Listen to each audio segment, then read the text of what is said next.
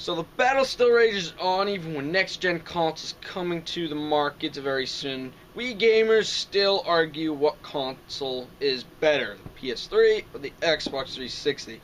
And you're watching the Untoward Fire.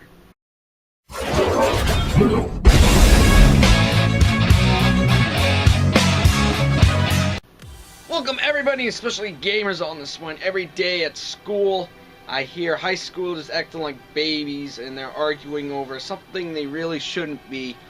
But what console is better, the PS3 or the Xbox 360? Yes, Nintendo is a player, but since they already created the Wii U, which is already technically the next-gen console already on the market, and with the failure of sales that it has recently, they won't be playing on this one. But why do gamers even argue what console is better if you can play games on pretty much both of them, same amount of games, enjoy the same amount of pleasure time you waste, same amount of time on both, but you still also have time to get fat on eating a lot of potato chips, not getting exercise, or even forget about eating and going flat out skinny. Wrong! Just like any other type of selling company, there are always going to be competition trying to get their product as number one. And with consoles, it's even uglier. Gamers will generally argue what console is better, either by how fast it goes, what network is more reliable, also the variety of games that are on it, so on and so forth. But even to this point, with the next-gen consoles even just coming to the holidays, I guess we can't wait that long to just argue, still with time remaining in our mind that, oh, PS3 is better, Xbox is better, flat out broke, with two different sides arguing at it with each other. But it always somehow comes to the end with each console, depending on its performance, the features that comes with it, and what comes with the console itself. And in the end, we're going to at least try to argue what is better, the PS3 or the Xbox, just by its features. So this is how it goes. Round 1, its performance capabilities. The PS3 is owned by Sony, which is a great electrical component seller in headphones, speakers, all that type of sort of stuff. But what they built into the PS3 is hard drive that can store game saves from up to 100 gigabytes to 500 gigabytes for various types of games in your library and collection. It has wireless capabilities to connect to wireless networks on your home, and even has an Ethernet port to connect via wired to the PlayStation Network. Has a Blu-ray drive to play Blu-ray content. Also has a Bluetooth in order to hook up Bluetooth equipment, but so doesn't the Xbox, but we'll get that in just a bit. The PS3 hardware specs include a 7-core CPU broadband running at 3.2 GHz with 256 megabytes dedicated for RAM, plus another 250 megabytes of RAM dedicated for the GPU, which is also capable of running full HDMI and 1080p and 1080i through the HDMI, or you can also use the RC adapter, but you also have to get an HDMI. It doesn't come included with the PS3. And it generally costs about $250. I think now, since next-gen consoles come, they probably cost about close to $150 to $100. But now on to the Xbox. The Xbox 360 is owned by Microsoft, which is famous for its everyday use OS in most PCs called Windows.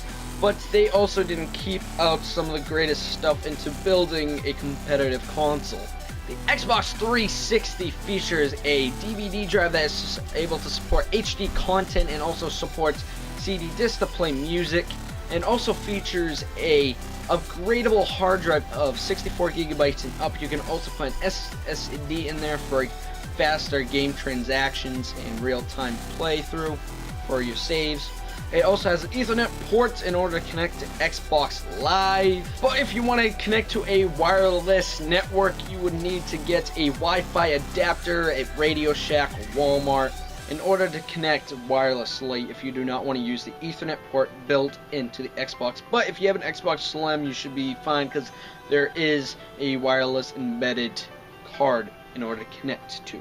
Last but not least, the Xbox 360 also features a 3-core processor running at 3.2 GHz with 128 megabytes of RAM dedicated towards the CPU, and also another 128 megabytes of RAM dedicated to the GPU, which is also ATI graphics, so you know you're going to get full HD content with your console. And the Xbox 360 also generally costs about $200 anywhere that you were to buy the console at, but you also have to pay for an Xbox Live Network. Unlike the PS3 network, which is called the PlayStation Network, you don't have to pay at all.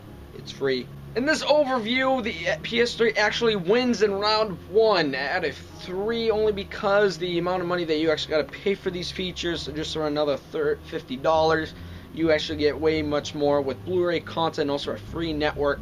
And yes, the Xbox 360 does cost cheaper, but in the long run, if you are paying Xbox Live every month for about a couple of years, you are actually going to pay a lot more than if you would if you have just gone along with the PS3.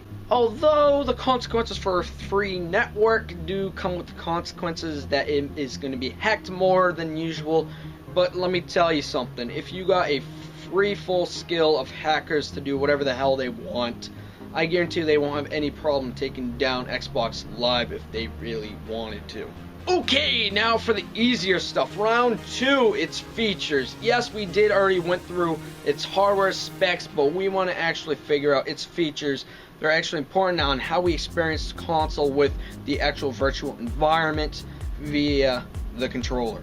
Both controllers have their capabilities and experience with design and style for us to interact with ourselves amongst the controller to the virtual environment and the game that we are playing. But what differs from them, from the Xbox and the PS3 controller, is that yes, they do have buttons to navigate and open through menus of system features and such, but what actually differs is they actually both have 13 buttons for the developers to customize in order for us to interact with the game on how it was designed and intended for.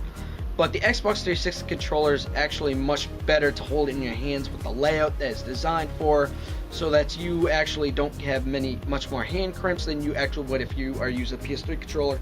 But the PS3 controller is actually much more organized in the layout, and if you have OCD, I think you prefer the PS3 controller over the Xbox, which literally they just slapped buttons on it and just called it controller, kind of like the Atari controller.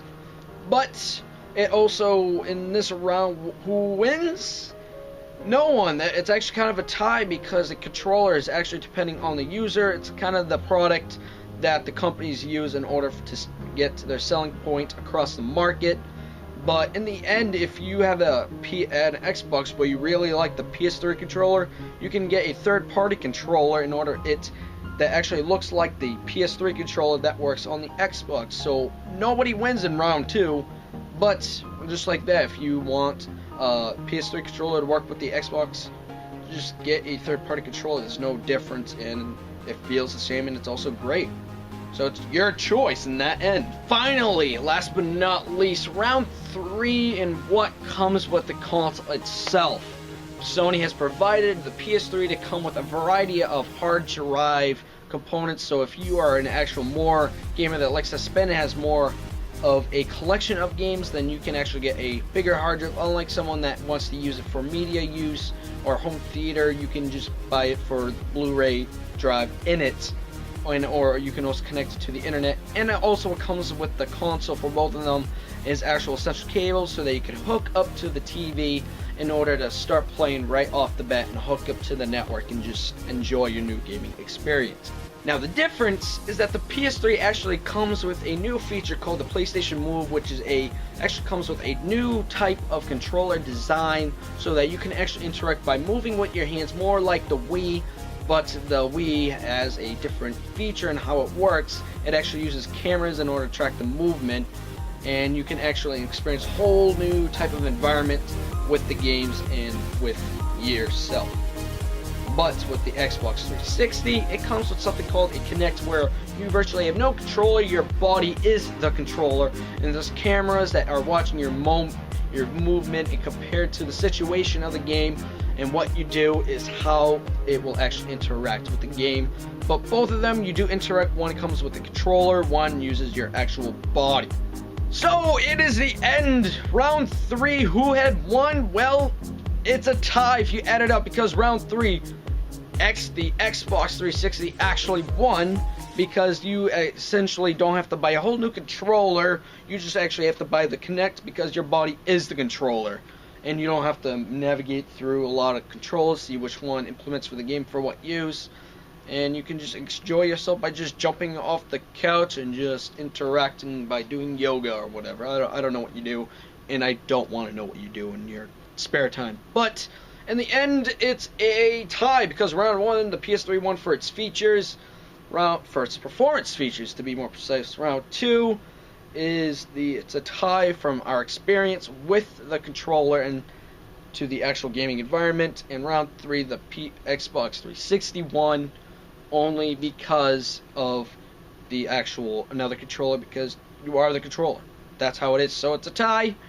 1-1 tie, split off. Do the math, you can do it yourself. But in the end, my opinion on which one is better, they both suck in your face.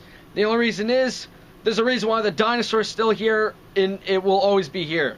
It has always been the first console to be implemented into the world and where games were played on, and it's going to stick around for much, much longer. But that's for another video, for why the PC is the ultimate gaming console. I'm going to see you guys later. This is Hunter Fire, and if you're new to the channel, hit that subscribe button. You'll not get bored here. But when I see you guys next time, we are actually going to discuss on why the PC is a better console. See you guys later, and I'm going to signing out. Peace.